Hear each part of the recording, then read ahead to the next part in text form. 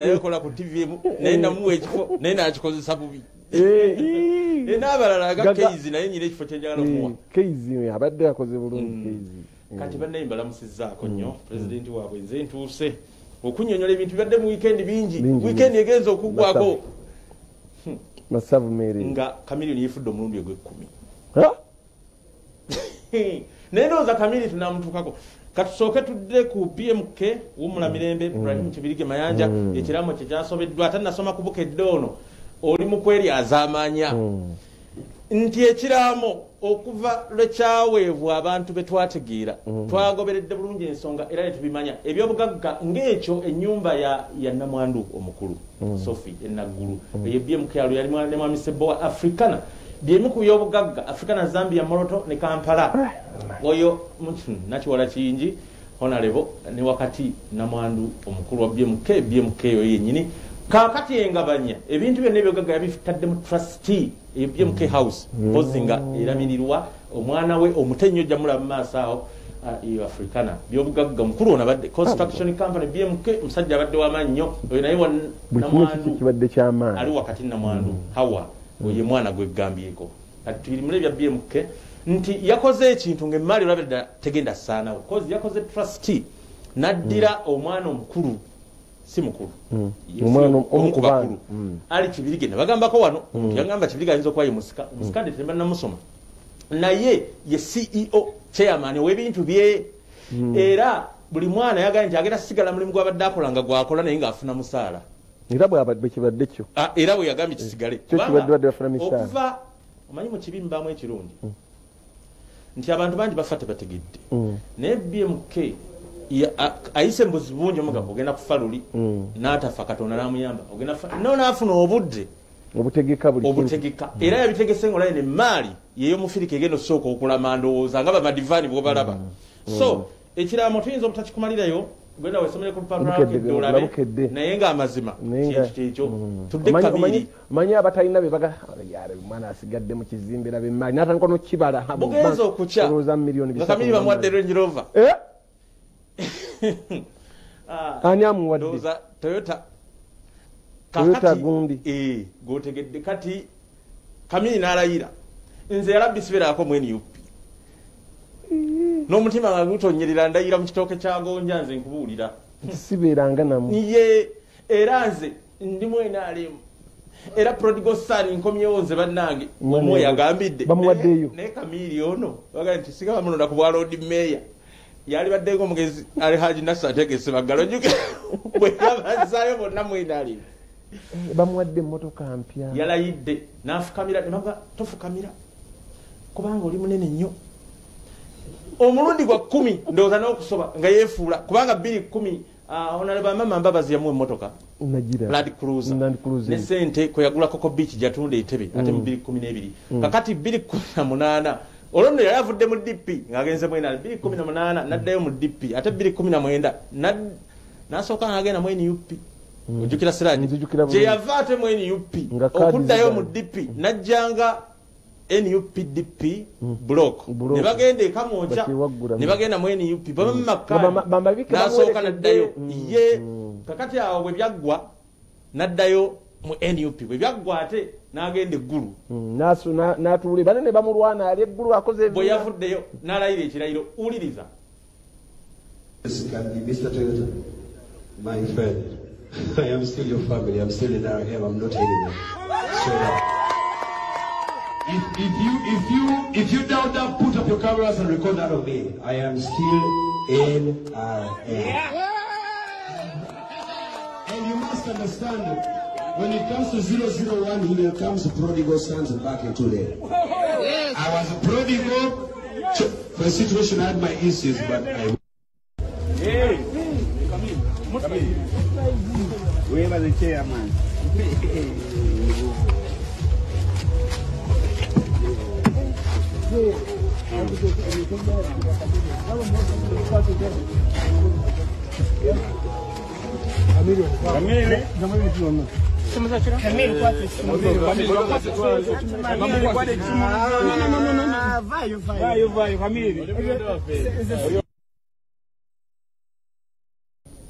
emmotoka eyo ayagize gye yalaze sinze sikakasa eyinza okuba si eyo naye oli yagize gye yakoze eki yalaze bwebityo bwe byabadde abiba emmotoka tukyali ku bya mmotoka eyali vice president Edward Kiwanuka Sekandi eyali MP Bukoto naye yawonze emmotoka tulaga emmotoka eyo ati baba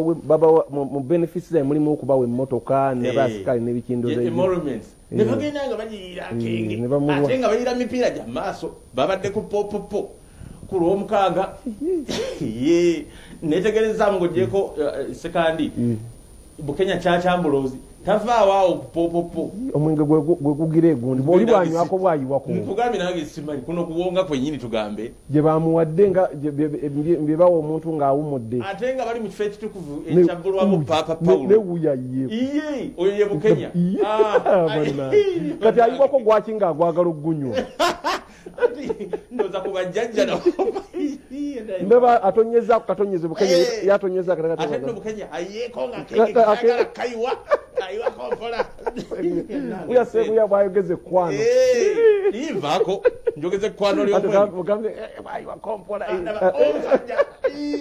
nange kafere byagamba okutotobaza amawuggwe naye ebyo nga biri awo olugambo olubadde mu wikendi era nti Rema yazadde Rema tannazaala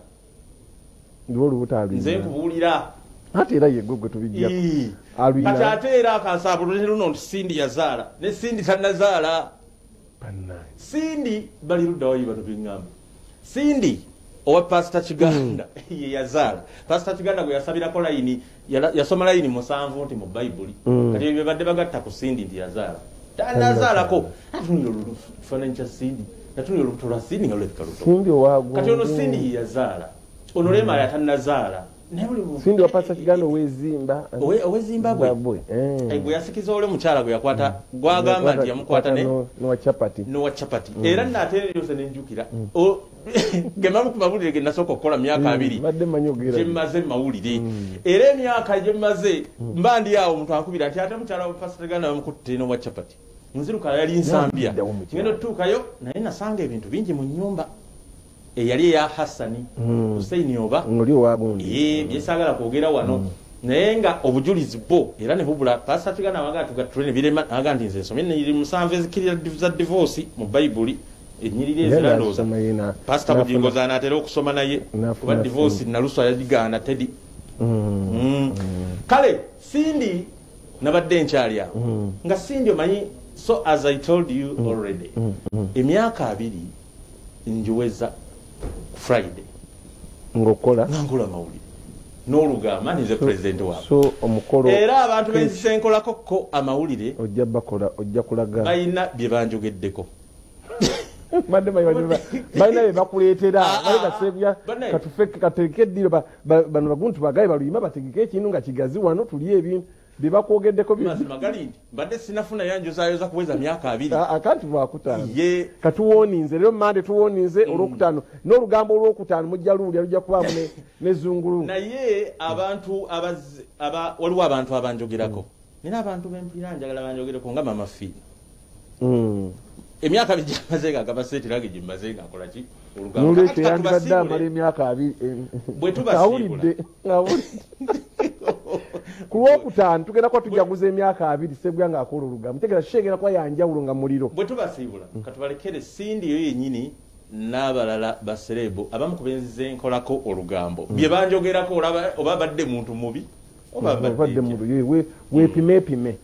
kale katugende naffe This is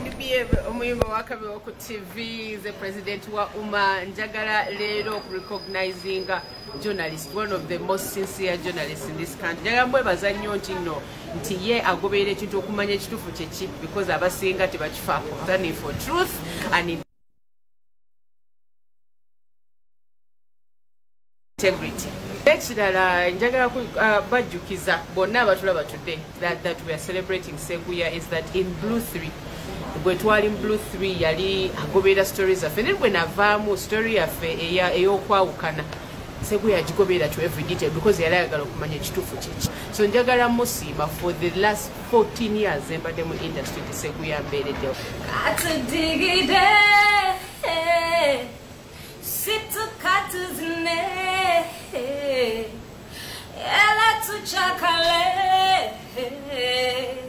lelo weekendi so Victorina na Lumansi ikanda street akuva music music ebiseera ebyo natandikira okuyimba era nga nali mu kibiina kye bayita Dream Girls ekyakyanka ennyo okunola oluyimba weekend olukyavuga nti paka ne kati era ebiseera ebyo omwami Seeguya bebamu abali ku frontline tukuba ebifaananyi okukwata amawulire tuke twagendanga ku shows ennene ebigunda simanyanga ebyo byabeeranga nakivubo tubadde naye abadde muntu mulungi kubanga atupromotinze ennyo okuba nti abantu batumanya kubanga asobola okuteeka mu kifaananyi wadde oli mu group naye n'ateekako erinnya lyo so omuntu n'amanya nti ono ye Rena Nalumansi ow'omu Dream Girls so tumwagala nnyo abaddewo President Paul Lugambo alusaka bulungi nnyo mu butuufu bwabo Olugambo